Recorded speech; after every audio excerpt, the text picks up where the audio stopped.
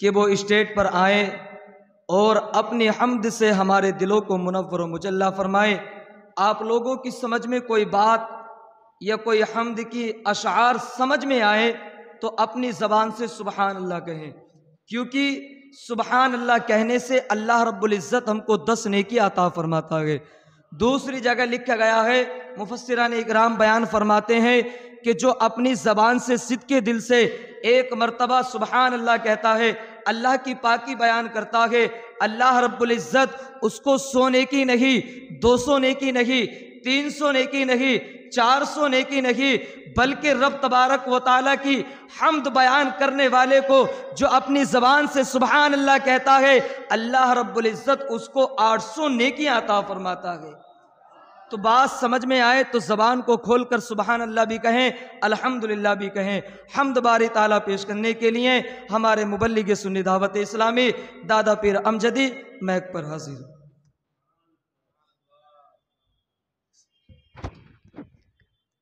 السلام علیکم ورحمۃ اللہ وبرکاتہ۔ الصلاۃ والسلام علیک یا رسول اللہ، الصلاۃ والسلام علیک یا نبی اللہ، وعلی آلک واصحابک یا نور اللہ، صلی اللہ تعالی علیہ وسلم۔ صلی اللہ علیہ یا رسول اللہ، وسلم علیک یا حبیب اللہ۔ مل کر پڑھیں، صلی اللہ علیہ یا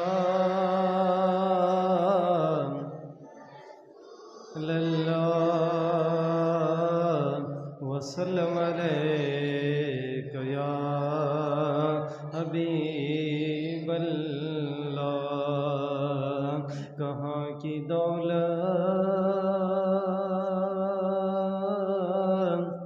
کہاں کی شہرت،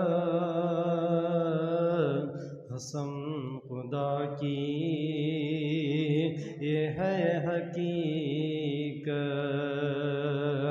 جنہیں بلائے مصطفیٰ نے وہی مدینے کو جا رہے ہیں۔ مل کر پڑھیں، صلی اللہ علیہ یا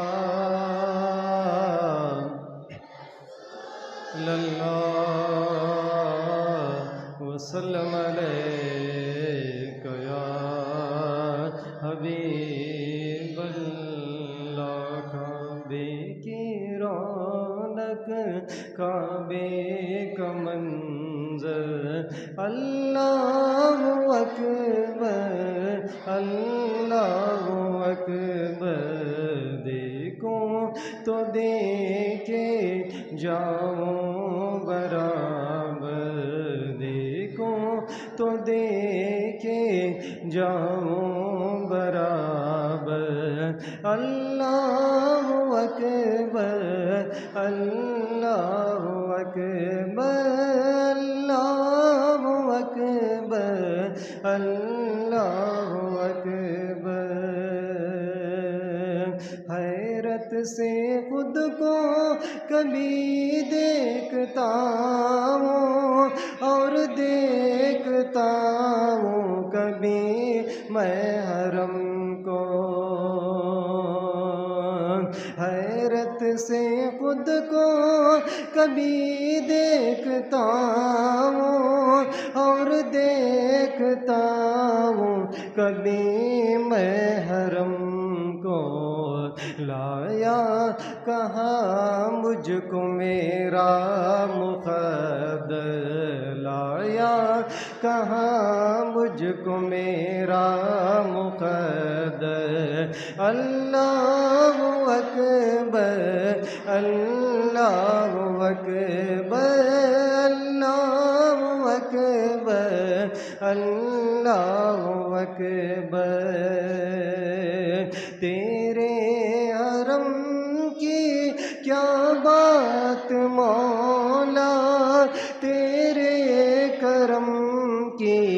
کیا بات مولا،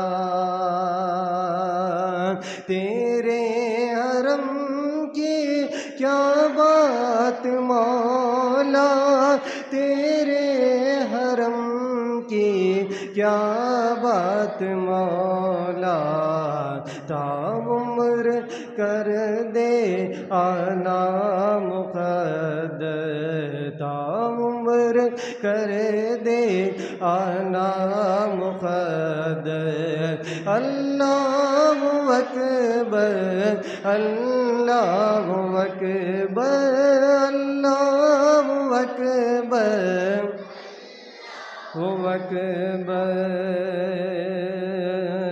یاد آ گئی ہے اپنی خطائیں، اشکوں میں ڈلنے لگی التجائیں، یاد آ گئی اپنی خطائیں، اشکوں میں ڈلنے لگی التجائیں، رویا غلاف کعبہ پکڑ کر، رویا غلاف کعبہ پکڑ کر، اللہ اکبر اللہ اکبر اللہ اکبر اللہ اکبر، بھیجا ہے جنت سے تجھ کو خدا نے، چوما ہے تجھ کو میرے مصطفیٰ نے، اللہ سبحان اللہ بولیے، بھیجا ہے جنت سے تجھ کو خدا نے، چوما ہے تجھ کو میرے مصطفیٰ نے، اے حضر اسود تیرا مقدر، اے حضر اسود تیرا مقدر، اللہ اکبر اللہ اکبر اللہ اکبر اللہ اکبر۔ السلام علیکم ورحمۃ اللہ وبرکاتہ۔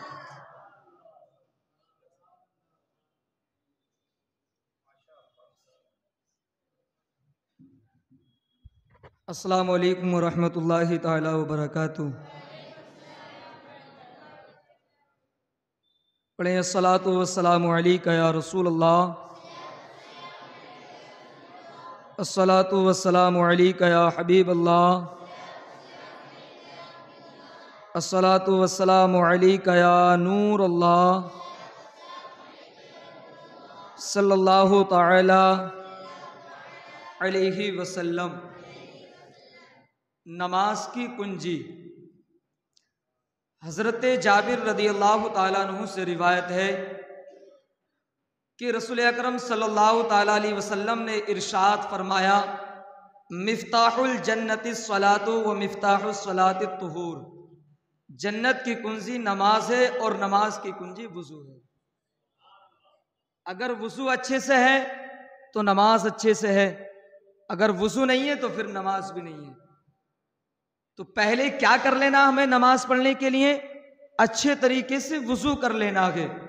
آگے سنیں، حضرت عقبہ بن عامر رضی اللہ تعالیٰ عنہ سے روایت ہے، وہ فرماتے ہیں کہ میں نے رسول اکرم صلی اللہ تعالیٰ علیہ وسلم کو یہ فرماتے ہوئے سنا ہے کہ جس نے اچھی طرح وضو کیا پھر اس نے کھڑے ہو کر اس طرح نماز پڑھی کہ اس کو علم ہوا کہ وہ نماز میں کیا پڑھ رہا ہے۔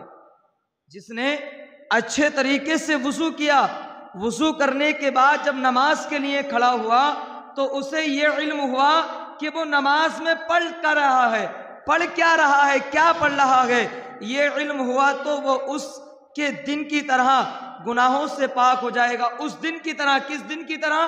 وہ اس دن کی طرح گناہوں سے پاک ہو جائے گا جس طرح جیسے کہ اپنے ماں کے پیٹ سے بچہ پیدا ہوتا ہے تو کوئی گناہ نہیں ہوتا ہے۔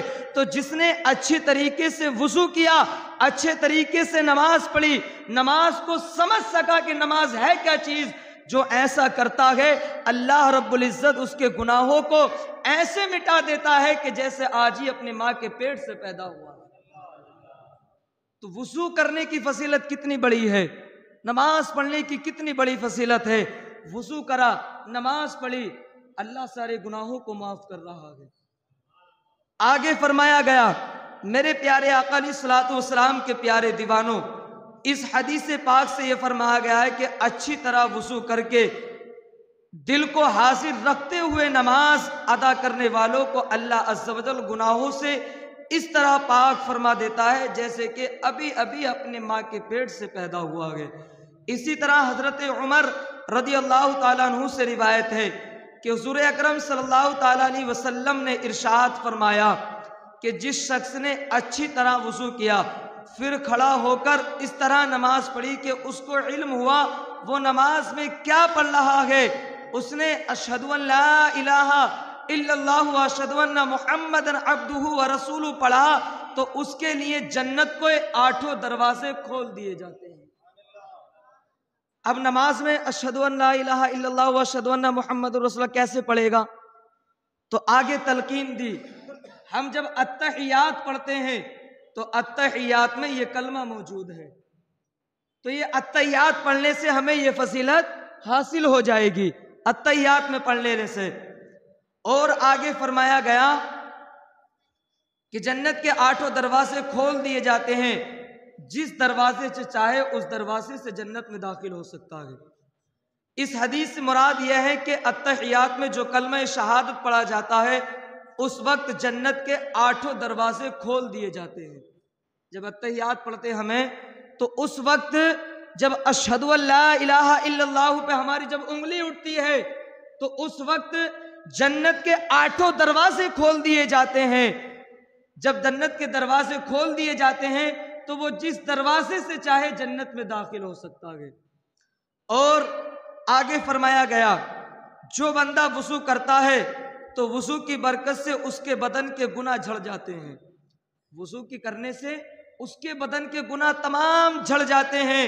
چنانچہ حضرت عثمان غنی رضی اللہ تعالیٰ عنہ نے کہا کہ سرکار مدینہ صلی اللہ تعالیٰ علیہ وسلم نے فرمایا جو شخص اچھی طرح وضو کرے تو اس کے گناہ اس کے جسم سے نکل جاتے ہیں، یہاں تک کہ اس کے ناخون کے نیچے کے بھی گناہ نکل جاتے ہیں، گناہ دھل جاتے ہیں، اس کے گناہ دھل جاتے ہیں۔ اور حضرت عبداللہ ذبیح نے رسول اللہ صلی اللہ تعالیٰ علیہ وسلم سے روایت کی کہ آپ نے فرمایا جو کوئی وضو کرے اور کلی اور ناک میں پانی چڑھائے تو اس کے ناک اور منہ سے اس کے گناہ نکل جاتے ہیں، اور جب اپنا چہرہ دھلتا ہے تو اس کے چہرے سے گناہ نکل جاتے ہیں، یہاں تک کہ اس کی آنکھوں کے کناروں یعنی کہ کناروں سے بھی گناہ نکل جاتے ہیں۔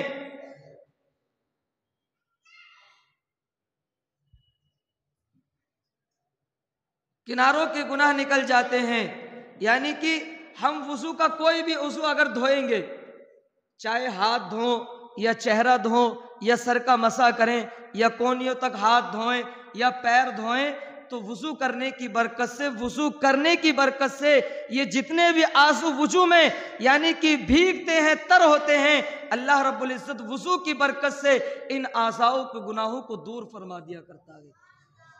تو ہمیں کیا کرنا چاہیے اپنی زندگی میں؟ وضو کو قائم رکھو، جب وضو کرو گے تو نماز پڑھو گے۔ جو دنیا میں رہ کر نماز کو ترک کرتا ہے، نماز کو چھوڑتا ہے، اس کا بہت برا انجام ہوتا ہے۔ یہاں تک کہ یہ فرمایا گیا حدیث پاک کے اندر ہے کہ جو جان بوجھ کر ایک وقت کی نماز کو ترک کر دیتا ہے اس کو فرعون اور حامان کے ساتھ اٹھایا جائے گا۔ کیا ان کے ساتھ ہمیں اٹھنا گوارا کریں گے؟ نہیں گوارا کریں گے تو پھر زندگی ہمیں کہاں کاٹ رہے ہیں، اپنی زندگی کو کہاں ضائع کر رہے ہیں ہمیں اپنی۔ ہمیں اللہ رب العزت نے چائے کی دکان پر بیٹھ کر چائے پینے کے لیے پیدا نہیں کیا تھا، باہر اپنے گھروں کے کٹوں پر بیٹھ کر نماز کو ترک کرنے کے لیے خدا نے پیدا نہیں کیا تھا۔ اللہ نے ہمیں اپنی عبادت کے لیے پیدا کیا تھا. اللہ نے حکم دیا پیسہ کماؤ، دولت کماؤ، اچھی نعمتیں خدا کی کھاؤ کمانے کے بعد، مگر خدا کو ناراض کر کے نہیں، خدا کی نافرمانی کر کے نہیں.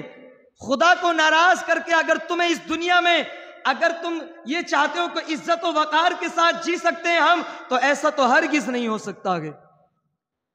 بلکہ یاد رکھ لینا، گھروں کے اندر جو مصیبتیں آتی ہیں، کبھی اپنے گریبان میں جھانک کر تو دیکھو خدا تو ہم سے ناراض نہیں ہے. کہ ہماری زندگی میں نمازیں تو نہیں چھوٹ رہی ہیں، جو گھروں کے اندر تکلیفیں آ رہی ہیں، ہم نماز کو چھوڑ دیتے ہیں. نماز کو چھوڑنے والے کے لیے یہاں تک کہا گیا، جب بے نمازی زمین پہ چلتا ہے نا، زمین پہ جو چھوٹے چھوٹے کیڑے رینگتے ہیں ان کے حق میں وہ کیڑے بد دعا کرتے ہیں اور اللہ کی بارگاہ میں کہتے ہیں، اے رب کائنات ہمیں تو اتنی طاقت دے دے یہ جو بے نمازی زمین پہ چل رہا ہے، تاکہ اس کے گوشت کو نوچ کر ہم کھا جائیں. اگر اللہ نے ہمارے ساتھ اگر ایسا برتاؤ اگر سلوک کر دیا تو بتاؤ ہمارا حال کیا ہوگا. نماز کو کیوں چھوڑ لگے ہیں؟ اپنی زندگی میں نماز کو قائم رکھو. نماز بہت اہم عبادت ہے. سب سے پہلے اگر میدان محشر میں ہم سے یہ نہیں پوچھا جائے گا کہ دنیا میں کتنا کھایا، دوست کو کتنا پیسہ کمایا، کتنا کہاں خرچ کرا، سب سے پہلے اگر سوال پوچھا جائے گا تو نماز کے بارے میں پوچھا جائے گا کہ نماز پڑھی کہ نہیں، تو نے نہیں پڑھی. فارسی کا شاعر کہتا ہے کہ محشر کے روز داغواز بود اول پرشیسی، نماز بود کہ محشر کا دن جان کو پگھلانے والا ہوگا اور سب سے پہلے جو سوال ہوگا وہ نماز کے بارے میں ہوگا. تو اس دن کو کیوں بھول بیٹھے؟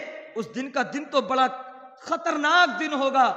آج سورج چمکتا ہے چوتھے آسمان پہ سے چمکتا ہے، وہ بھی الٹی طرف سے چمکتا ہے، تب جا کے اتنی گرمی لگتی ہے. اور جب میدان محشر جمع ہوگا، نفسی کا عالم ہوگا اور یہ سورج سوا نیزے پہ ہوگا، ایک ہاتھ کا فاصلہ ہوگا اور سیدھی طرف سے چمک رہا ہوگا، اس وقت ہمارا حال کیا ہوگا؟ اگر اس کی تپش سے اگر بچنا ہے، سورج کی گرمی سے اگر بچنا ہے، تو اپنی زندگی میں نماز کو قائم کر لو، نماز پڑھنا شروع کر دو. زندگی میں جو گناہ ہوئے ہیں ان گناہوں کو خدا کی بارگاہ میں آ کے توبہ کرو. اللہ تمہاری توبہ کو قبول فرمانے والا ہے. اللہ تو اپنے بندوں سے کہتا ہے، پکار کر کہتا ہے کوئی میرا بندہ تاکہ مجھ سے توبہ طلب کرے، اس کی معافی طلب کرے، اپنے گناہوں سے توبہ کرے، اس کی توبہ کو میں قبول کروں. اللہ پکار کے کہتا ہے اپنے گناہوں سے باز آ جاؤ، اپنی زندگی میں نیکیوں کو اپنا لو، ورنہ یاد رکھ لینا موت کا وقت بہت قریب ہے. پتہ نہیں کب فرشتہ آ جائے، کب روح قبض کر کے لے جائے. تو زندگی میں نماز کو قائم کرو، نماز پڑھو، اپنے بھائیوں کو اپنے گھروں کے اندر تلقین دو، نماز پڑھیں تاکہ ایک دوسرے کو سمجھ آ سکے کہ نماز کی اہمیت کیا ہے، نماز ہے کیا چیز، نماز چھوڑنے سے کتنا گناہ ملتا ہے. نماز پڑھا کرو. جو چھوڑتے ہیں انہیں دعوت دو، بلاؤ نماز کی طرف، خدا کی طرف بلاؤ، تاکہ تمہاری نیکیوں میں بھی اضافہ ہو. حضرات، جو باتیں بیان کی گئیں سب سے پہلے مجھے عمل کرنے کی توفیق عطا فرما، بعد میں آپ لوگوں کو عمل کرنے کی توفیق عطا فرما. وما علینا الا البلاغ. السلام علیکم ورحمۃ اللہ.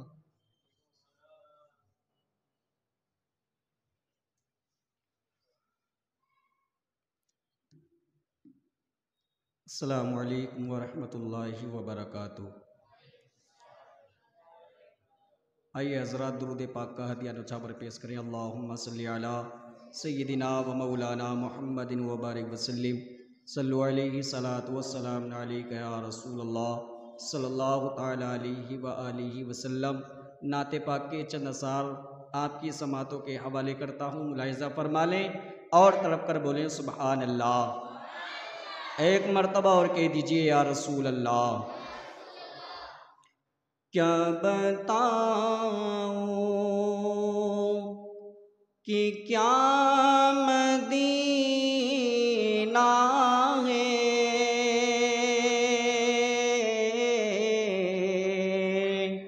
کیا بتاؤں کیا بتاؤں کہ کیا مدینہ ہے،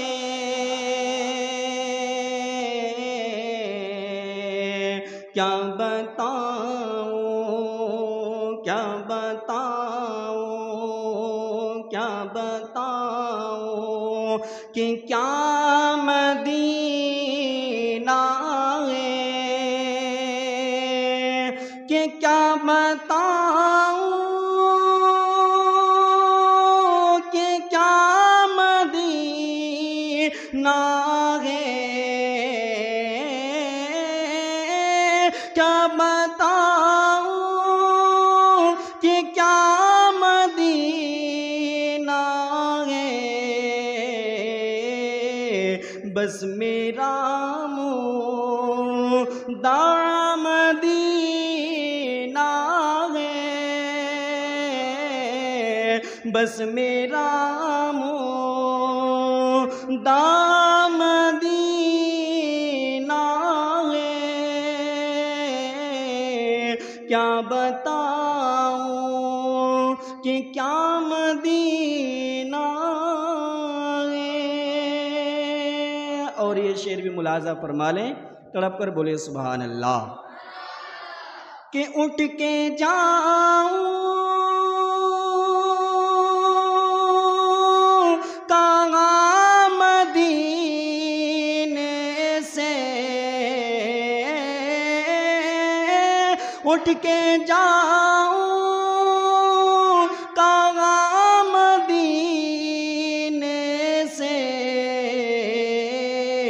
کیا کوئی دوسرا مدینہ ہے، کیا کوئی دوسرا مدینہ ہے، کیا بتاؤں کہ کیا مدینہ ہے، بس میرا مدعا مدینہ ہے،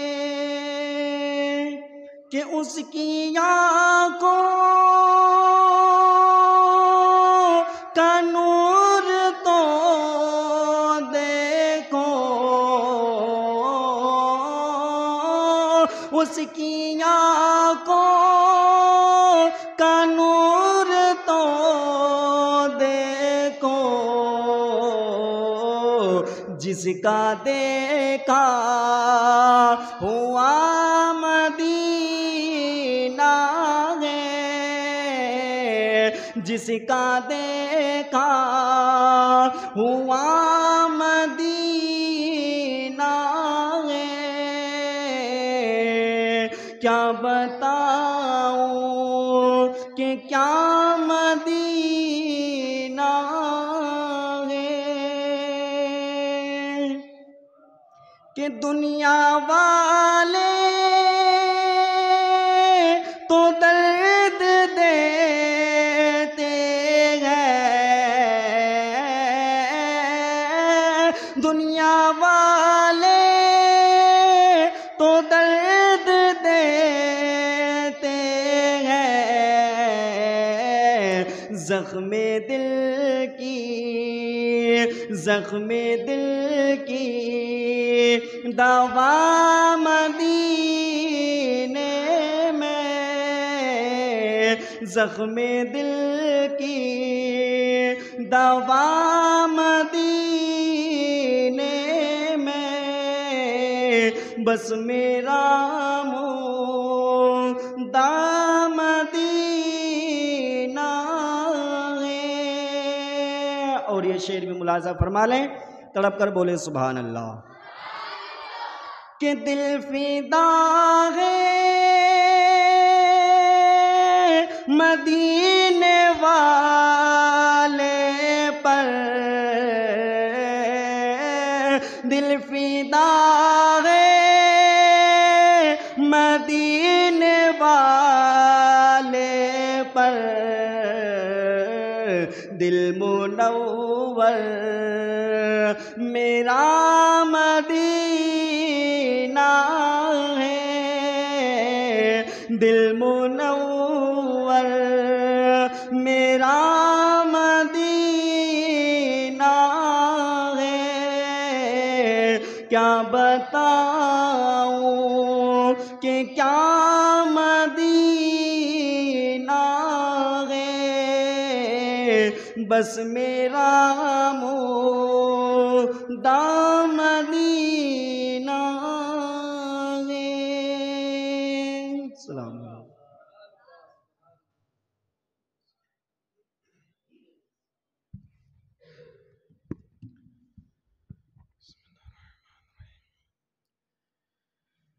الحمد للہ رب العالمین والعاقبۃ للمتقین والصلاة والسلام علی سیدنا وسید الانبیاء والمرسلین وعلی آلہ واصحابہ الطیبین الطاہرین اما بعد فاعوذ باللہ من الشیطان الرجیم بسم اللہ الرحمن الرحیم قال اللہ تبارک و تعالی فی القرآن المجید والفرقان الحمید ان الصلاة كانت على المؤمنین کتابا موقوتا صدق اللہ العظیم صدق رسولہ النبی الامین المتین الکریم ونحن على ذلك لمن الشاہدین والشاکرین والحمد للہ رب العالمین۔ برادران ملت اسلامیہ و حاضرین بزم سنی اجتماع، السلام علیکم ورحمۃ اللہ وبرکاتہ۔ پڑھیں بآواز بلند الصلاۃ والسلام علیک یا رسول اللہ، الصلاۃ والسلام علیک یا حبیب اللہ، الصلاۃ والسلام علیک یا نبی اللہ، صلی اللہ تعالی علیہ وسلم۔ اللہ رب العزت کی بارگاہ میں دعا ہے، قرآن مقدس کی جس مقدس آیت کی تلاوت کا شرف میں نے حاصل کیا، اس سے متعلق مجھے حق کہنے اور آپ تمام حضرات کو اس پر عمل کی توفیق عطا فرمائے۔ میرے پیارے آقا علیہ الصلاۃ والتسلیم کے پیارے دیوانوں، ہمارے مسجد حاضہ کے امام جب نماز کی فضیلت پر گفتگو کر رہے تھے، جی تو یہ چاہ رہا تھا کہ عنوان مکمل وہی کر ڈالیں، مگر یہ بھی نہ ہو کہ نام کسی اور کا پیش کیا گیا، کام کسی اور نے کر دیا۔ حصول برکت کی نیت سے میں بھی آپ کے سامنے حاضر آیا ہوں۔ اللہ رب العزت نے اپنے تمام بندوں پر شب معراج کی رات نماز کے احکام کو اپنے حبیب صلی اللہ علیہ وسلم پر نافذ فرمایا۔ حضور صلی اللہ علیہ وسلم کو نماز بے حد پسند تھی۔ آپ مشکاۃ شریف اٹھا کر دیکھیں، مسلم و بخاری اٹھا کر دیکھیں، سیاہ ستہ کے کل کتب احادیث اٹھا کر دیکھیں، نماز کا جہاں جہاں ذکر آئے گا حضور صلی اللہ علیہ وسلم نے نمازوں کی فضیلت بتائی، نمازوں کی پابندی کے حوالے سے صحابہ کو تعلیم فرمائی اور اللہ کی اس مقدس عبادت کو لازم پکڑنے کا حکم فرمایا۔ ایک ہوتا ہے کہہ دینا کہ تم کام کر لو، اب وہ بندے پر ہے، وہ کر لے تو بھی ٹھیک، نہیں کرے تو اس کی مرضی۔ حکم یہ چیز ہے، حکم اسے کہا جاتا ہے کہ مرضی ہو تب بھی اس پر عمل کرنا، مرضی نہ ہو تب بھی اس پر عمل کرنا، اس کو حکم کہا جاتا ہے۔ اگر کوئی بندہ خوشی و مسرت کے ساتھ اللہ کو راضی کرنے کی نیت سے آئے خدا کے گھر اور خدا کے سجدے کرے، تب تو بڑا اجر و ثواب ہے۔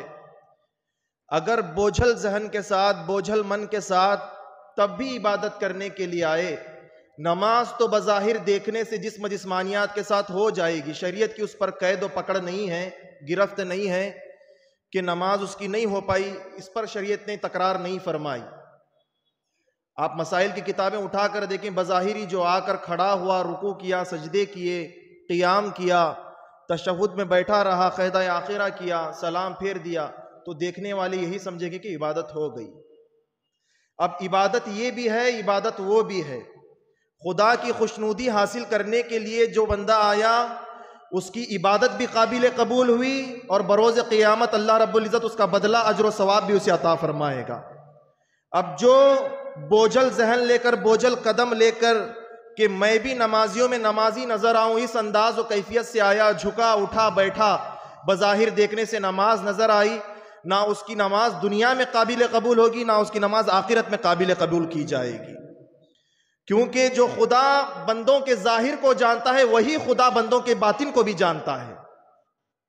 اور ایسے بندوں کی نماز کے حوالے سے وعیدیں یہ آئی، آقا نعمت صلی اللہ علیہ وسلم نے ارشاد فرمایا، بروز قیامت جو اپنی نمازوں میں سستی کرتے تھے، کاہلی کرتے تھے، بوجھل قدموں کے ساتھ، بوجھل ذہنوں کے ساتھ آ کر عبادت کرتے تھے، ان کی نمازیں اگر 60 برس کی بھی ہوں، 80 برس کی بھی ہوں، ان کی عبادتیں ان کے منہ پر مار دی جائیں گی، ان کے منہ پر ان کی عبادتوں کو پھینک دیا جائے گا۔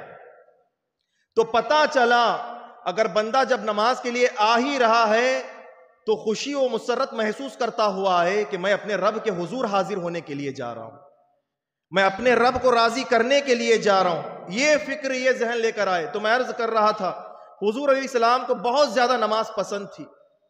اگر کسی بات کی حضور کو خوشخبری یا بشارت سنا دی جاتی تب بھی حضور علیہ السلام اللہ کا شکر ادا کرنے کے لیے اللہ کے سجدے کر لیا کرتے۔ اگر کفار مکہ، مشرکین مکہ حضور علیہ السلام پر ظلم کے پہاڑ توڑتے، ظلم کے پہاڑ ڈھاتے، جب حضور علیہ السلام تھکے ہارے آتے تو آ کر افسوس کرتے ہوئے نہیں بیٹھتے۔ حضرت بلال فرماتے ہیں، میرے پاس آ کر آقا مجھ سے فرماتے، اے بلال اٹھو اذان دو۔ جب میں اذان دیتا تو حضور علیہ السلام اس اذان کے بدلے نماز پڑھتے ہوئے مجھے نظر آتے۔ یعنی حضور خوشی میں بھی اللہ کا شکر ادا کرتے ہوئے، عبادت کرتے ہوئے نظر آتے۔ جب کفار مکہ حضور علیہ السلام کو ستاتے، تڑپاتے، ایذائیں دیتے، تکلیف سے، ذلت کی منازل سے گزارتے، اس کے بعد بھی حضور علیہ السلام آ کر اللہ کا شکر ہی ادا کرتے، سجدے ہی کرتے ہوئے نظر آتے۔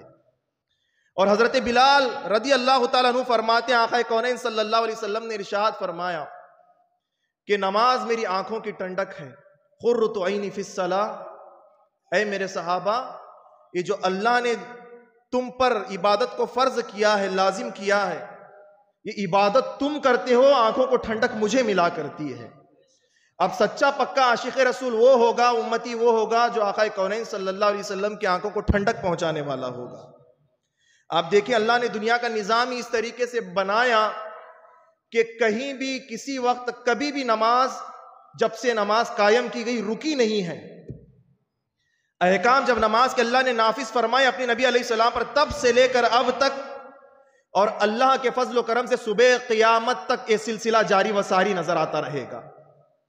یہاں مغرب ہو رہی ہے، کہیں فجر ہو رہی ہے، کہیں فجر ہو رہی ہے، کہیں ظہر ہو رہی ہے، کہیں ظہر ہو رہی ہے، کہیں عشاء ہو رہی ہے۔ یعنی اللہ رب العزت نے اپنے حبیب کے آنکھوں کی ٹھنڈک کا اتنا خیال رکھا کہ ایک لمحہ بھی اب اس کے حبیب کے آنکھیں ٹھنڈک سے پرے نہ رہیں، اوجھل نہ رہیں۔ اس انداز سے اللہ نے دنیا کا نظام ہی بنا ڈالا کہ ہمیشہ دن اور رات کے ایام کے 24 گھنٹوں میں بھی اس کے حبیب کی آنکھوں کو ٹھنڈک پہنچتی رہے، ٹھنڈک محسوس ہوتی رہے۔ یہ نظام اللہ رب العزت نے اپنے حبیب کے لیے عبادت کے حوالے سے بنا۔ جب نبی نے کہا کہ نماز میں میری آنکھوں کی ٹھنڈک ہے، تو رب نے کہا حبیب اگر تیری آنکھوں میں میری عبادت کے حوالے سے اتنی ٹھنڈک ہے تو ہم دنیا کا نظام ایسا قائم کر دیں گے کہ کوئی لمحہ ایسا نہیں گزرے گا کہ جس لمحے میں تیری آنکھوں کو ٹھنڈک نہ پہنچی ہو یا پہنچائی نہ جائی ہو۔ تو یہ اللہ رب العزت نے نظام اپنے حبیب کے لیے قائم فرمایا۔ اب جو حقیقی امتی ہوگا، جو عاشق رسول اپنے آپ کو کہلوانے والا یا کہنے والا ہوگا، وہ صحیح معنی میں اللہ رب العزت کی عبادت کرے گا، اس کی بندگی کرے گا۔ حضرت عیسیٰ روح اللہ علیہ السلام فرماتے ہیں، میرا ایک دریا کے کنارے سے گزر ہوا، میں نے دیکھا ایک بہت خوبصورت پرندہ، اور بہت سفید رنگت والا پرندہ وہ تھا، اور اس پرندے کو میں نے بڑے توجہ کے ساتھ دیکھا۔ اتنا حسین پرندہ میں نے نہیں دیکھا تھا۔ اتفاق سے ہوا ایسا، جس راہ سے میں گزر رہا تھا وہ پرندہ درخت کی ایک شاخ پر بیٹھا تھا، اس کے حسن کو میں دیکھ ہی رہا تھا کہ اچانک وہ پرندہ اڑ پڑا، اڑنے کے بعد سیدھا آیا، اسی دریا کے کنارے کیچڑ سنا ہوا تھا، مٹی سنی ہوئی تھی، یعنی گیلا کیچڑ زمین پر سنا ہوا تھا۔ وہ پرندہ اڑتا ہوا شاخ سے آیا، آنے کے بعد اس گیلے کیچڑ میں لوٹ پوٹ ہونے لگا، یعنی اپنا وہ پاکیزہ وجود، خوبصورت اس کے پر پنکھ جو تھے، وہ سب وجود کو کیچڑ میں سنانے لگا، گندا ہونے لگا، میلا ہونے لگا، میل کچیل کیچڑ وغیرہ سب اس کے جسم پر لگنے لگا۔ میں پرندے کو دیکھنے لگا تعجب کی نگاہ سے۔ حضرت عیسیٰ علیہ السلام کہہ رہے ہیں میں دیکھنے لگا کہ اللہ نے اتنا حسین اس کو بنایا، اور یہ کیا عمل کرتا ہے کہ اپنے حسین وجود کو کیچڑ میں سناتا ہے، اپنے آپ پر گندگی لگاتا ہے، گندگی مل رہا ہے۔ میں دیکھنے لگا تو گندگی میں اپنے آپ کو لوٹ پوٹ کر کے ملنے لگا۔ کچھ لمحے گزرے، پرندہ وہاں سے پھر اڑا۔ اڑنے کے بعد جس دریا سے میں گزر رہا تھا اس دریا کے اوپر آیا، آنے کے بعد دریا کے اندر ڈوب گیا، غوطہ لگایا۔ اس کے بعد پھر پر پڑاتا ہوا اوپر آیا، پروں کو ہلاتا ہوا لہراتا ہوا اوپر آیا، تو جیسے سفید رنگت پہلے اس کی تھی، پھر وہی سفید رنگت پانی میں نہانے کی وجہ سے نظر آنے لگی۔ اب عیسیٰ علیہ السلام فرماتے ہیں ایسا واقعہ میری نظروں سے نہیں گزرا تھا، میں بڑے توجہ کے ساتھ اس کو دیکھنے لگا۔ پھر وہ دریا میں غوطہ لگایا، لگانے کے بعد پر پھڑپھڑائے، پروں کو لہرایا، سفید ہو گیا، پھر اصلی حالت میں آیا، پھر جا کر شاخ پر بیٹھا، پھر اپنے پنکھوں کو سکھایا، پھر وہاں سے اڑا، پھر دوسری مرتبہ آیا، پھر اسی کیچڑ میں سننے لگا، پھر دوبارہ وہی گندا عمل کرنے لگا۔ 2 مرتبہ ایسا ہوا، پھر گیا دریا میں، پھر دوسری مرتبہ غوطہ لگایا۔ المختصر اختصار کے ساتھ 5 مرتبہ ایسا عمل اس پرندے نے کیا جو خوبصورت سفید پرندہ تھا۔ عیسیٰ علیہ السلام فرماتے ہیں 5 مرتبہ کیچڑ میں گرا، کیچڑ میں لوٹ پوٹ ہوا، اس کے بعد 5 مرتبہ دریا میں غوطہ لگایا، پھر پاک صاف و شفاف ہو گیا۔ اس کے بعد جب اس پرندے کو دیکھا، میرے دل میں خیال آیا کہ خدا سے پوچھ لوں، اللہ سے پوچھ لوں کہ اللہ آخر یہ پرندہ ایسا عمل کیوں کرتا ہے۔ ابھی سوچ ہی رہا تھا کہ حضرت جبریل آسمانی دنیا سے زمین پر تشریف لے آئے، سلام عرض کیا، کہا کہ اے عیسیٰ روح اللہ کیا دیکھ رہے ہیں؟ میں نے کہا کہ اے جبریل میں اللہ کے حضور ابھی عرض کرنے ہی والا تھا کہ پرندہ آخر ایسا عمل کرتا کیوں ہے، اتنا حسین، اتنا خوبصورت، اتنی سفیدی، اتنی اچھی رنگت اسے اللہ نے عطا فرمائی، اس کے باوجود یہ پرندہ اڑتا ہوا آتا ہے شاخ سے، کیچڑ میں سنتا ہے، اس کے بعد اڑتا ہے، پھر جا کر دریا میں غوطہ لگاتا ہے، پاک و صاف ہو جاتا ہے۔ 1 بار کیا چلو ماننے کی بات ہے، 2 بار کیا ماننے کی بات ہے، 5 مرتبہ اس پرندے نے یہی عمل کیا، بتاؤ جبریل اس پرندے نے ایسا عمل کیوں کیا؟ تو حضرت جبریل مخاطب ہوئے، عرض کرنے لگے، اے اللہ کے نبی، اے اللہ کے پیغمبر عیسیٰ علیہ السلام، آپ کے رب نے فرمایا ہے یہ جو پرندہ ہے نا، پرندہ آخر الزمان کے نبی محمد رسول اللہ صلی اللہ علیہ وسلم کی امت کے مانند ہے، ان کے امتی کے مانند ہے۔ اور یہ جو کیچڑ آپ نے دیکھا جس میں وہ سن رہا تھا، لوٹ پوٹ ہو رہا تھا، یہ کیچڑ گناہ کے مانند ہے، گندگی کے مانند ہے۔ اور اس کے بعد لوٹنے کے بعد وہ پرندہ جا کر جس دریا میں غوطہ لگا رہا تھا، وہ دریا جو ہے نیکیوں کے مانند ہے، پاکیزہ عمل کے مانند ہے۔ تو بتانے کا مقصد یہ ہے، حضرت جبریل علیہ السلام نے عرض کیا، آپ کے رب نے فرمایا ہے کہ یہ مثال جو پرندے کی آپ کے سامنے پیش کی گئی ہے، آخری نبی جن کو محمد الرسول اللہ کہا جائے گا، اللہ رب العزت ان کو امت عطا کرے گا، اور اس امت پر اور اپنے حبیب پر 5 نمازوں کو فرض فرمائے گا۔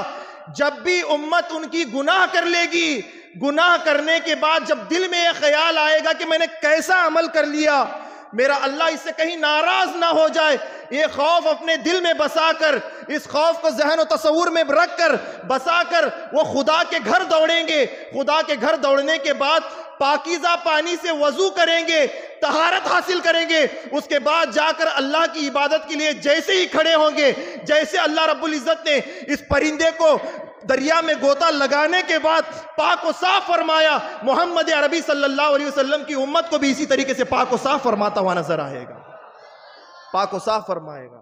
تو آپ اندازہ لگائیں، ابھی بظاہری نہ نبی آئے نہ ہی امت آئی، اس سے پہلے عبادتوں کا تذکرہ رب کعبہ، رب کریم حضرت عیسیٰ علیہ السلام کے سامنے فرما رہا ہے۔ تو اس جملے سے ہمیں سوچنے کی ضرورت ہے کہ اللہ رب العزت کو یہ 5 نمازیں جو امت محمدیہ صلی اللہ علیہ وسلم کو عطا کی گئی ہیں کتنی پسندیدہ ہیں، کتنا پسند اللہ رب العزت ان عبادتوں کو فرماتا ہے اپنے نزدیک۔ مجھے وہ بات یاد آتی ہے، ہم سب کے آقا و مولا صلی اللہ علیہ وسلم حجرے کے باہر نکلے، اور اس حدیث کے راوی مشکات شریف کی حدیث ہے، حضرت ابو ذر غفاری رضی اللہ تعالیٰ عنہ اس حدیث کو روایت کرتے ہیں، فرماتے ہیں موسم سرما کا ماحول تھا، ٹھنڈی کا موسم تھا، حضور علیہ السلام اپنے حجرے سے باہر آئے، میں بھی حضور کے ساتھ ہو لیا۔ راستے میں دیکھا درختوں سے پتے جھڑ رہے تھے، پتے گر رہے تھے، تو ان پتوں کو گرتا میں نے بھی دیکھا، آقا نے بھی دیکھا۔ ایک درخت کے قریب حضور علیہ السلام ہونے کے بعد درخت کی دو شاخوں کو پکڑا، دو ٹہنیوں کو پکڑا، پکڑنے کے بعد مجھ سے مخاطب ہوئے، مخاطب ہو کر ان دونوں ٹہنیوں کو ہلایا، جھرجھری دی، جیسے ہی دیا جو پتے بچے کچھ ان ٹہنیوں میں لٹکے ہوئے تھے، اٹکے ہوئے تھے، وہ پتے گر گئے، ٹہنیاں خشک ہو گئیں، سوکھی ہو گئیں، پتوں سے خالی ہو گئیں۔ جیسے ہی ہوئی تو آقا کریم صلی اللہ علیہ وسلم مجھ سے مخاطب ہوئے، فرمایا ابو ذر کیا تم نے یہ معاملہ دیکھا جو ابھی میں نے کیا؟ تو حضرت ابو ذر نے عرض کیا یا رسول اللہ صلی اللہ علیہ وسلم، ہاں میں نے دیکھا، آپ نے پتوں کو جھرجھری دی، ٹہنیوں کو، شاخوں کو، جو پتے لگے ہوئے تھے وہ سردی کی وجہ سے ٹوٹنے والے تھے، وہ ٹوٹ کر گر گئے۔ اتنا جیسے ہی کہا تو حضور علیہ السلام نے ارشاد فرمایا، اے ابو ذر میری امت کی مثال بھی اسی طرح ہے، میری امت کی مثال اسی طرح ہے، جو بھی میرا امتی اللہ کی رضا حاصل کرنے کی نیت سے اس کے گھر عبادت کرنے کے لیے آئے، اور نیت دل میں یہ رہے کہ میرا رب میری اس عبادت سے راضی ہو جائے، جس طریقے سے میں نے دونوں شاخوں کو ہلانے کے بعد یہ پتے جھڑ گئے، ابھی اس کے سجدے مکمل نہیں ہوں گے، اللہ رب العزت اس کے سارے گناہوں کو جھڑا دے گا، اس کے سارے گناہوں کو ختم فرما دے گا۔ تو آپ اندازہ لگائیں، غور تو کریں، کیا شان ہے ان عبادتوں کی جو ہم 5 وقت آ کر اللہ کے حضور حاضر ہوتے ہیں، سجدہ شکر کرنے کی کوشش کرتے ہیں، اسے راضی کرنے میں لگے رہتے ہیں، اور راضی کرنے میں لگے رہنے کی ہمیں ہمیشہ کوشش کرنی چاہیے ہم لوگوں کو۔ اللہ ماشاءاللہ مسلمانوں کا اکثر حال دیکھا گیا، جب من مرضی آئی نماز پڑھ لی، جب من نے نہیں مانا تو نمازوں کو چھوڑ دیا، بآسانی سے ہم لوگ ترک کر دیتے ہیں۔ آقا کونین صلی اللہ علیہ وسلم نے ارشاد فرمایا، جو بندہ مومن بغیر کسی عذر کے، شرعی عذر کے، ایک وقت کی نماز کو ترک کرے، ایک وقت کی نماز کو چھوڑ دے، تو اللہ رب العزت بروز قیامت اسے ایسی سزا دے گا۔ صحابہ نے عرض کیا یا رسول اللہ صلی اللہ علیہ وسلم وہ کون سی سزا ہوگی؟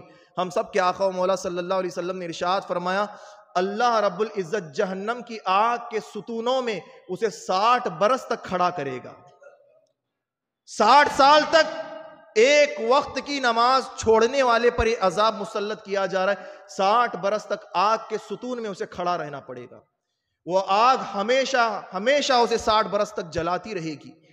اب جتنی نمازیں جو بندہ ناحق ضائع کرے گا، چھوڑ دے گا، اللہ کی عبادت کو پسے پشت ڈال دے گا، تو اس کا انجام کیا ہوگا؟ قوم بنی اسرائیل کا ایک واقعہ مجھے یاد آتا ہے۔ ایک عابد نوجوان بندہ تھا، بہت حسن و خوبصورتی اللہ نے اسے عطا فرمائی تھی، بہت حسین و بندہ تھا، بہت خوبصورت و بندہ تھا، اور کثرت سے اللہ کی عبادت کیا کرتا تھا۔ اتفاق سے ہوا ایسا کہ اپنے حجرے سے نکلا کسی سفر کے لیے، جب راہ میں جا رہا تھا فرمایا گیا اسی بستی میں، اسی علاقے میں، غالب گمان روایت میں لکھا گیا حضرت موسیٰ علیہ السلام کے دور کا یہ واقعہ،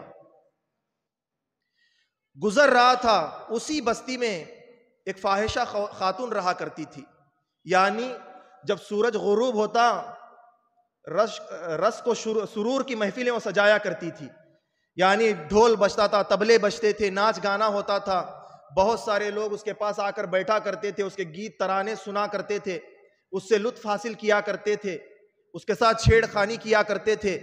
یہ سارے معاملے، اگر کوئی اس کے قریب ہونا چاہتا تو فرمایا گیا اس خاتون نے ڈیمانڈ اپنے جانب سے رکھی تھی کہ اتنے دینار و درہم دینے کے بعد وہ مرد کو اپنے قریب آنے دیا کرتی تھی، بدکاری کے لیے بھی اگر کسی کو قریب آنے دیتی تو اس کا معاوضہ لیا کرتی تھی۔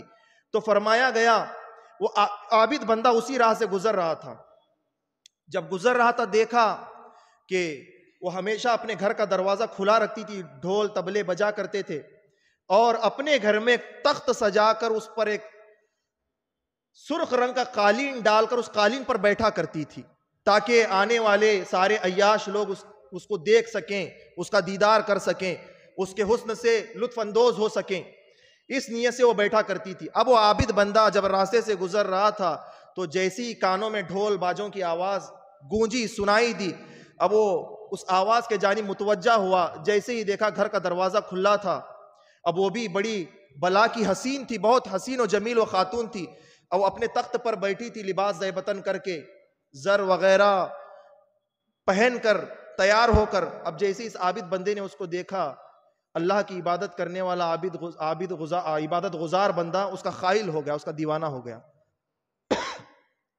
اس کے بعد وہاں سے چلا, حالانکہ اندر نہیں گیا, اپنے سفر پر چل پڑا. اب جب سفر پر چل پڑا, بار بار بار بار وہ شخص کہتا ہے میرے دل میں اسی خاتون کا خیال آتا, آنکھیں بند ہو جاتی تو اسی کا تصور آتا, وہ جس انداز و کیفیت سے گھر میں بیٹھی ہوئی تھی, اپنے تخت پر بیٹھی ہوئی تھی, اللہ کا ذکر کرتا تو اسی کا تصور میرے ذہن میں آ جاتا. میں بڑا پریشان ہوا اس معاملے کو لے کر. وہ شخص کہتا ہے, وہ جوان کہتا ہے, میں بڑا پریشان ہوا کہ کیا کروں, اس کا خیال اپنے ذہن سے کیسے نکالوں. تو وہ کہتا ہے کہ میرے دل نے مجھ سے کہا ایک کام کر, کثرت سے روزے رکھنا شروع کر. اگر تو کثرت سے روزے رکھے گا تیرا نفس قابو میں آ جائے گا, اس کے بعد اس خاتون کا خیال نہیں آئے گا. اب جس سفر کے لیے جا رہا تھا, وہ کہتا ہے وہ سفر کا راستہ میں نے ترک کر دیا, اس کو چھوڑ دیا. بیابان جنگل میں میں داخل ہو کر ایک غار میں جا کر میں بیٹھ گیا. اس کے بعد مسلسل میں نے روزے رکھے. کچھ لمحوں کے لیے بھی میں اللہ کے ذکر سے غافل ہوتا, فوراً اس خاتون کا خیال مجھے آ جاتا, فوراً اس خاتون کا خیال مجھے آ جاتا. کتنا غالب وہ خیال اسے آیا ہوگا, آپ اندازہ لگائیں. میں ہم جیسے بندوں کی بات نہیں کر رہا, جنہوں نے اپنی زندگیوں کو خدا کی راہ میں وقف کر دیا ہو, ان کا ذکر آپ کے سامنے کر رہا ہوں. تو روزے رکھ کے میں نے, اس کے باوجود بھی اس کا خیال میرے ذہن سے نہیں گیا. اس کے بعد میں نے کہا کہ اب پوری رات پورا دن اللہ کے حضور قیام کروں گا, اب صرف تلاوت کروں گا, جو کتاب ہمارے نبی پر اللہ نے نازل کی اس کا ذکر کروں گا. عبادت کے لیے کھڑا رہا. تھوڑی دیر کے لیے بھی وجود کو ٹھنڈک پہنچانے کے لیے, آرام پہنچانے کے لیے بیٹھ جاتا, فوراً اس خاتون کا مجھے پھر سے خیال آ جاتا. اس کے بعد سالوں گزر گئے اسی حال میں, مگر اس خاتون کو میں نہیں بھلا پایا جس انداز و کیفیت سے اس کو میں نے اپنے گھر میں حجرے میں بیٹھا ہوا دیکھا تھا. میں پریشان ہو گیا. اس کے بعد میرے دل نے خیال کیا, میرے نفس نے مجھے ابارا کہ اب جو ہو سو ہو, اب اس خاتون کے پاس مجھے جانا ہے, اس کو حاصل کرنا ہے. وقت کا عبادت گزار بندہ, عابد بندہ. نفس جب غالب آیا تو عبادتوں کو پرے کیا, ایک طرف رکھا, اس غار سے نکلا, ذریعہ معاش کو تلاش کیا. اب وہ خاتون کے حوالے سے اس نے سن رکھا تھا, جب تک کوئی دولت نہیں پیش کرتا تب تک اپنے قریب اس کو آنے نہیں دیتی. اب دولت حاصل کرنے کے لیے ذریعہ معاش کو تلاش کیا, مزدوری کرنا شروع کیا, مزدوری کر کے دولت کو اکٹھا کیا, دینار و درہم کو اکٹھا کیا. اس کے بعد بڑی تعداد میں جب دولت اس کے پاس اکٹھا ہو گئی, بڑا مال آیا, تو اب اس خاتون کے حجرے کا اس نے رخ کیا. گیا, جانے کے بعد دروازے پر دستک دی, دروازہ کھولا, کنیز تھی, وہ خاتون تھی. کنیز کو جانے کا اس خاتون نے کہا, چلی گئی. اب وہ دینار و درہم کی جو بٹوا تھا, تھیلی تھی, وہ ہاتھ میں ہی موجود تھی. جیسے خاتون نے دیکھا, اشارہ کر کے اندر بلایا, دروازے کو بند کر لیا. اب گھر میں کوئی نہیں, وہ عابد بندہ تھا, اور وہ صرف حسین و جمیل خاتون جو رزق و سرور کی محفلیں سجایا کرتی تھی, وہ خاتون تھی. اپنے قریب بلا کر بٹھایا, پوچھا کہ اس سے پہلے تو تجھے میں نے نہیں دیکھا, کتنا حسین و خوبصورت تو انسان ہے, بہت حسین تو مجھے نظر آتا ہے, بہت حسن تجھے خدا کی قدرت نے عطا کیا ہے, کہاں کا رہنے والا, کدھر کا. بحث چھڑی, آپس میں گفتگو ہونے لگی. تو خاتون نے جس مقام پر بٹھایا تھا, تو اب وہ تھوڑی دوری پر جو بیٹھی تھی قریب ہونے لگی, باتیں کرتے کرتے قریب ہونے لگی. اب وہ جب قریب ہونے لگی تو یہ بندہ جو اللہ کا عبادت گزار تھا, دل میں اس کے خیال آیا کہ اتنے سالوں میں نے اللہ کی عبادت کی, اتنے سالوں بغیر سحری کے کبھی روزہ رکھا, بغیر افطاری کے کبھی میں نے اللہ کا بارگاہ میں قیام کیا, راتیں گزاری. آج میں اپنے نفس کی خواہشات کے پیچھے اس خاتون کے پاس آ گیا سو آ گیا, اس کے گھر کے اندر تک میں داخل ہو گیا, گھر کے اندر بھی داخل ہو گیا, دروازہ بھی بند کر لیا گیا. جو اس کی ضرورت ہے وہ ضرورت بھی میں مال کے طور پر لے کر آیا. اب یہ ہے, میں ہوں, دونوں کے درمیان کوئی اور نہیں ہے. اب جو چاہوں میں خواہش پوری کر سکتا ہوں، مگر جتنے سال میں نے اللہ کی عبادت کی، جس خدا نے اتنے سال مجھے عبادت کرتے ہوئے دیکھا، کیا وہ خدا مجھے اس بند کمرے میں اس خاتون کے ساتھ نہیں دیکھ رہا ہوگا؟ یہ خیال اسے آ گیا، خیال آ گیا۔ اتنے برسوں سے غاروں میں، جنگلوں میں، بیابانوں میں، پہاڑوں میں جو میں اللہ کی تسبیح کرتا رہا، عبادت کرتا رہا، جو خدا میری تسبیح کو، میرے ذکر کو، میری عبادتوں کو سن رہا تھا، دیکھ رہا تھا، کیا وہ خدا اس خاتون کے پاس مجھے بیٹھا ہوا آج نہیں دیکھ رہا؟ نہیں دیکھ رہا؟ بار بار جب دل میں خیال آیا، جھٹ سے اس خاتون کے پاس سے کھڑا ہوا۔ کھڑا ہونے کے بعد دروازے کو کھولا، جانے لگا۔ خاتون مخاطب ہوئی، کہا کہ وہ جوان جاتے کہاں ہو؟ مجھے حاصل کرنے کے لیے اتنی منتیں، اتنے مناجات تو نے کیے، اتنے تکلیفوں کے منازل سے تو گزرا، جب آج تیرے اور میرے ملن کی رات آ گئی تو اٹھ کر ایسے ہی جا رہا ہے؟ نہ مجھ سے تو نے اچھے سے کلام کیا، نہ میرے پاس بیٹھا، نہ مجھے تو نے چھوا، ایسے ہی جا رہا ہے۔ کیوں جا رہا ہے؟ وجہ کیا ہے؟ اب وہ جوان مخاطب ہو کر کہنے لگا، بات یہ ہے کہ اتنے سال جو میں خدا کی عبادت کرتا رہا، اس خدا کو نہ اونگ آتی ہے نہ نیند آتی ہے۔ وہ تو ہمیشہ سے جاگ رہا ہے، ہمیشہ سے دیکھ رہا ہے، ہمیشہ دیکھنے والا ہے۔ جو خدا مجھے غاروں میں، پہاڑوں میں، بیابانوں میں اس کا ذکر کرتے، اس کا عبادت کرتے ہوئے دیکھ رہا تھا، مجھے یقین ہے وہ خدا تیرے ساتھ مجھے بیٹھا ہوا تیرے گھر میں بھی دیکھ رہا ہے۔ اب مجھے اس بات کا خوف ہے کہ بروز قیامت میرا خدا جو وقت، جو لمحے تیرے ساتھ میں نے تھوڑی دیر کے لیے تیرے گھر میں گزارے، اس کے حوالے سے قیامت کے دن سوال کر لے گا تو میں اللہ کے حضور جواب کیا دوں گا؟ یہ کہا وہ چلا گیا۔ اب وہ چلا گیا، ابھی اپنے گھر میں کھڑے ہو کر بار بار سوچنے لگی، انہی جملوں کو بار بار اپنے ذہن میں جیسے جملے آتے سوچنے لگی کہ اتنے لوگ آئے، جس نے بھی میرے گھر کا دروازہ کھولا میری عصمت لوٹنے کے لیے کھولا، جس نے بھی میرے گھر کے اندر داخلہ لیا میری آبرو لوٹنے کے لیے داخلہ لیا، جس نے بھی میرے گھر کے اندر داخلہ لیا رزق و سرور کی محفل میں شرکت کرنے کے لیے، میرے حسن سے لطف اندوز ہونے کے لیے داخلہ لیا، یہ کیسا جوان ہے؟ اور جس خدا کا یہ ماننے والا ہے، اس کا خدا کیسا ہے کہ اس کے خدا کا خوف اتنا جلدی اس پر غالب آ گیا؟ دولت کو بھی چھوڑا، مال کو بھی چھوڑا، خدا کے خوف میں یہاں سے چلا گیا۔ اتنا کہا، اب اس خاتون کے دل میں ایک تمنا پیدا ہوئی، جب یہ خدا کا بندہ خدا کو اس قدر راضی کرنے میں لگا ہوا ہے، میں بھی تو اسی کی بندی ہوں، میں بھی کیوں نہ حضرت موسیٰ کی بارگاہ میں چلوں، جانے کے بعد ان کی بارگاہ میں ان سارے محافل کے حوالے سے تائب ہو جاؤں، توبہ کر لوں، توبہ کر کے راہ راست اختیار کر لوں، خدا کے راستے کو اپنا لوں۔ یہ نیت میں نے کی۔ اس کے بعد وہ خاتون کہتی، اب وہ جوان چلا گیا، اس کا تصور چلا گیا، ابھی حضرت موسیٰ علیہ السلام کی بارگاہ میں نکلی مخاطب ہونے کے لیے، ملاقات کرنے کے لیے، اپنے سر پر چادر ڈال کر، اپنے وجود کو چھپا کر جب نکلی تو موسیٰ علیہ السلام کے خادم تھے تو وہ موجود تھے دروازے پر۔ ابھی جا کر خاتون نے جیسے اپنے چہرے کی چادر اٹھائی، کون نہیں جانتا تھا اس خاتون کو، فاحشہ کے نام سے مشہور تھی، سب لوگ اس کو عیاش پسند خاتون کہہ کر پکارتے تھے، جو بھی اس کے پاس جاتا تھا لوگ ان کو بھی بدنگاہی سے، بد نظری سے دیکھا کرتے تھے کہ بہت بڑا برا انسان ہے۔ ان تمام لوگوں کی تھو تھو ہوتی تھی، حقارت کی نظروں سے ان لوگوں کو دیکھا کرتے تھے جو اس کے یہاں جایا کرتے تھے۔ اب جب یہ آئی، آ کر اس خادم سے کہا کہ ہم حضرت موسیٰ علیہ السلام سے ملاقات کرنا چاہتے ہیں۔ ابھی جو خادم تھا جا کر بتانے والا، اس کا انداز و کیفیت ہی کچھ اور تھا۔ اللہ کی حکمت تھی یہاں پر، اللہ کی حکمت تھی، اللہ کی حکمت ظاہر ہونا تھا۔ اب اندر گیا، جانے کے بعد اپنے اصحاب کو، اپنے حوارین کو درس و تدریس کر رہے تھے موسیٰ علیہ السلام۔ گیا، جانے کے بعد کہا کہ اے اللہ کے نبی، وہ فاحشہ خاتون آپ سے ملنا چاہتی ہے، کس مقصد سے آئی ہے مقصد نہیں بتایا، اس انداز و کیفیت سے بڑا چڑھا کر بتایا۔ کتاب میں آتا ہے کہ حضرت موسیٰ علیہ السلام غضب میں آ گئے۔ ہم میں سے بھی کچھ لوگ ایسے ہوتے ہیں، بتایا کچھ اور جاتا ہے، پیش کچھ اور کر دیتے ہیں، اس کے بعد ہوتا کیا ہے، معاملہ سارا سدھرنے والا بگڑتا ہوا نظر آتا ہے۔ تو اب اس نے جیسے ہی بتایا، درس و تدریس چل رہی تھی صحابہ کی، درس دیتے دیتے غضب ناک حالت میں حضرت موسیٰ علیہ السلام آ گئے، غضب میں آ گئے، اپنے اس خادم سے کہا کہ جا کر اس سے کہہ دو کہ اللہ کا نبی اس سے ملاقات نہیں کرے گا، اسے نہیں ملے گا۔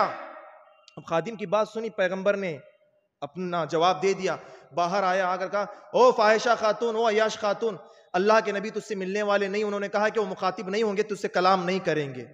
حالانکہ معاملہ ایسا نہیں تھا. پیش کرنے والے کا انداز اس طریقے کا تھا کہ نبی سے ملنے سے محروم وہ خاتون ہو گئی.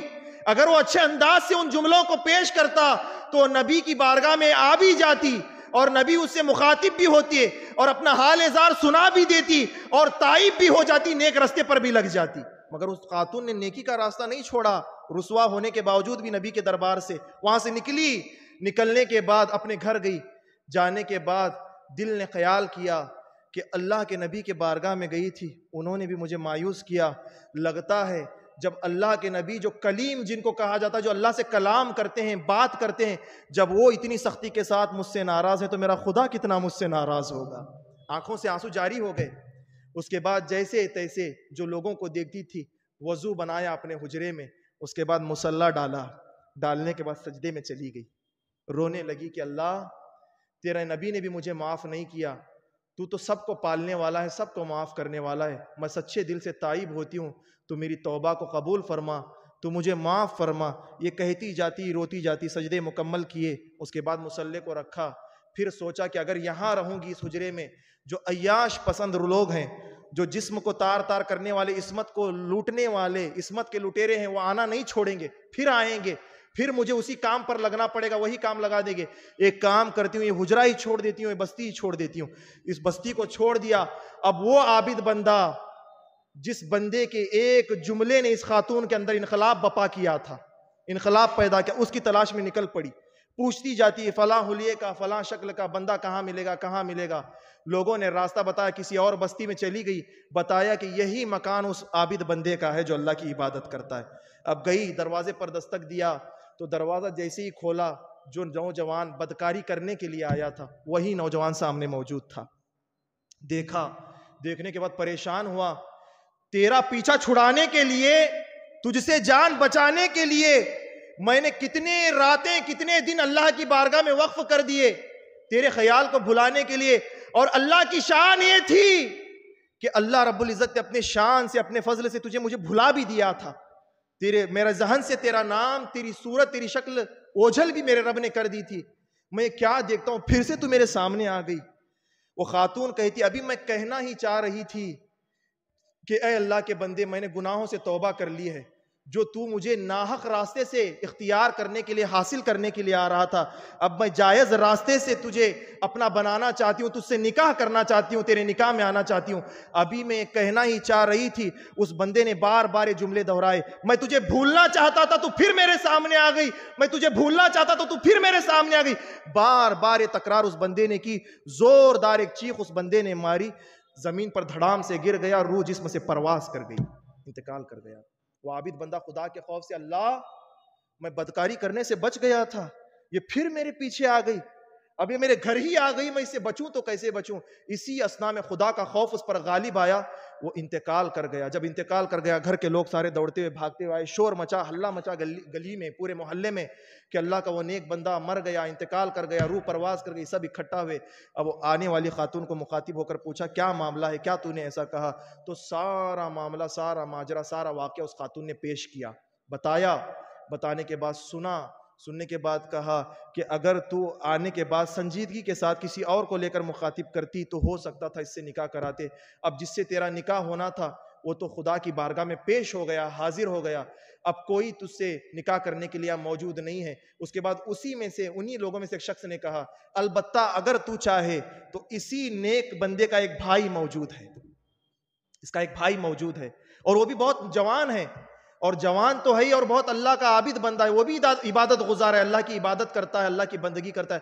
اگر تو چاہے تو اس سے پوچھ لیں گے اور تیرا سارا معاملہ بیان کر دیں گے. اگر وہ راضی ہو گیا تو اس سے نکاح کر لینا, اس کے بعد سے تیری زندگی کے اچھے ایام گزرتے ہوئے لوگوں کو نظر آئیں گے. اس نے, خاتون نے منظوری دی. اس کے بھائی سے پوچھا گیا, یہ سارا ماجرا معاملہ جب پیش کیا گیا, اس انتقال شدہ عابد بندے کے بھائی نے نکاح قبول کر لیا, منظوری دے دی کہ اگر اس خاتون نے ایسے سچے دل سے خدا کی بارگاہ میں توبہ کی ہے, یہ تائب ہوئی ہے, تو میں میرے بھائی کے بدلے اس سے نکاح کرنے کو راضی ہوں, تیار ہوں. یہ کہہ کر اس بندے نے اس سے نکاح کیا. آپ جانتے ہیں کیسی وہ توبہ تھی, اور وہ کیسا ایک سجدہ وہ خاتون کا تھا جو اللہ کے حضور جھک گئی تھی. فرمایا گیا حضرت موسیٰ علیہ السلام کے اسی دور میں اس تائب ہونے والی خاتون سے اور اس عابد بندے کے بھائی سے اللہ رب العزت نے 7 اولیاء کو پیدا فرمایا. بنی اسرائیل کے 7 اولیاء کی ماں وہ خاتون کہلائی. اللہ رب العزت نے اس کے سرب کو ضائع جانے نہ دیا، اس کے نسلوں کو پامال ہونے نہیں دیا. اس خاتون نے اللہ کے حضور توبہ ہی ایسی کی تھی، اللہ کو اس کی توبہ ایسی پسند آئی، اس کا وہ ایک سجدہ ایسا پسند آیا کہ اس عابد بندے کے ساتھ نکاح ہونے کے بعد اللہ رب العزت نے اس کے سرب سے 7 اولیاء کو پیدا فرمایا، اور ان کے ولایتوں کے ڈنکے بنی اسرائیل میں بجتے رہے، رچتے رہے، سجتے رہے، اور ان بنی اسرائیل کے اولیاء کے ہاتھوں پر کثیر تعداد میں قوم بنی اسرائیل تائب ہوتی رہی، کلمہ پڑھ کر مسلمان ہوتی بھی نظر آئی. اللہ نے شان اس خاتون کی نسلوں کو عطا فرمائی. اگر ہم بھی سچے دل سے اللہ کی بارگاہ میں تائب ہو جائیں، جو حق عبادت کا ہے اسی حق سے عبادت کرے، تو اللہ ہماری دنیا بھی کامیاب فرمائے گا اور آخرت تو سورتی ہوئی ہی نظر آئے گی. اللہ رب العزت کی بارگاہ میں دعا ہے اللہ تعالیٰ کہنے سننے سے زیادہ ہم سب کو عمل کی توفیق عطا فرمائے، ہم سب کا خاتمہ بالخیر پر نصیب عطا فرمائے. دوران گفتگو کسی قسم کی غلطیاں ہوں تو اس حبیب کے صدقے سے معاف عطا فرمائے. کرو مقبول سنی دعوت اسلامی کو آقا، کرے ہے عرض یہ شاکر تمہارا یا رسول اللہ، وما علینا الا البلاغ. السلام علیکم ورحمۃ اللہ وبرکاتہ. 2 اعلانات ہیں. کل جو سیٹرڈے آنے والا ہے 10 تاریخ کو ہبلی کی سرزمین پر سالانہ عالمی اجتماع ہونے جا رہا ہے، جس میں خصوصی خطابات فرمانے کے لیے داعیہ کبیر حضور امیر سنی دعوت اسلامی حضرت علامہ مولانا محمد شاکر علی نوری صاحب، بلبل باغ مدینہ قاری رضوان صاحب، اور ان کے ساتھ ہی ساتھ اور بھی دیگر اراکین شورا تشریف لا رہے ہیں، اور محقق مسائل جدیدہ حضور مفتی نظام الدین صاحب قبلہ بھی تشریف لا رہے ہیں. اپنے ملفوظات حسنات سے اکابرین علماء کرام ہمیں نوازیں گے، ہماری زندگیوں کو تبدیل کرنے کی کوششیں کریں گے. آپ بھی انشاءاللہ تعالیٰ 11 تاریخ کو سنڈے کے دن یہاں سے گاڑیوں کا انتظام، بسز کا انتظام کیا گیا ہے. مختصر سی فیس اس کی گئی ہے. یہاں سے مرد حضرات بھی نکلے، اپنے دوست احباب کو بھی لانے کی کوشش کریں، اور کل ضرور بضرور اپنے گھروں سے اپنی مائیں، بہنیں، بیٹیوں کو، اپنی عورتوں کو انشاءاللہ تعالیٰ نکالنے کی کوشش کریں. ٹھیک صبح 10 بجے یہاں سے بس ہبلی کی سرزمین کے لیے انشاءاللہ تعالیٰ اللہ کے فضل سے روانہ ہوگی، اس کے کرم سے روانہ ہوگی. جلد سے جلد اپنی خواتین کو تیار کر کے صبح 9 بجے کے اندر انشاءاللہ تعالیٰ مرکز کو لے کر پہنچے. جماعت شاہ ولی آستانے سے دعا کر کے انشاءاللہ تعالیٰ یہ کارواں ہمارا سفر کرے گا. صلاۃ والسلام کے لیے کھڑے ہو جائیں.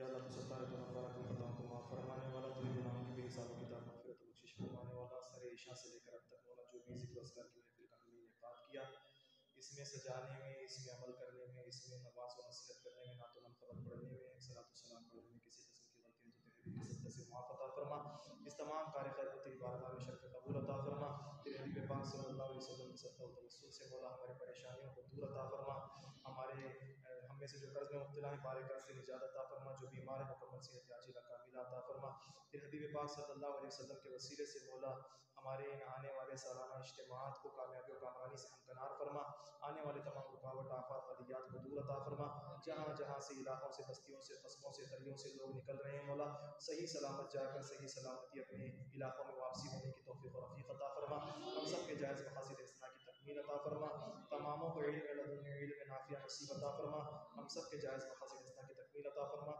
جو مانگا وہ بھی عطا فرما، جو مانگنے سے رہ گیا وہ بھی عطا فرما، وقد قال اللہ تبارک و تعالی فی شان حبیبہ الکریم ان اللہ وملائکتہ یصلون علی النبی یا ایھا الذین آمنوا صلوا علیہ وسلموا تسلیما اللهم صل علی سیدنا مولانا محمد وعلى الجود والکرم وآلہ وصحبہ وبارک وسلم سبحان ربک رب العزة عما یصفون وسلام علی المرسلین والحمد للہ رب العالمین لا الہ الا سنی دعوت اسلامی کی دعوت عرش و عام کرے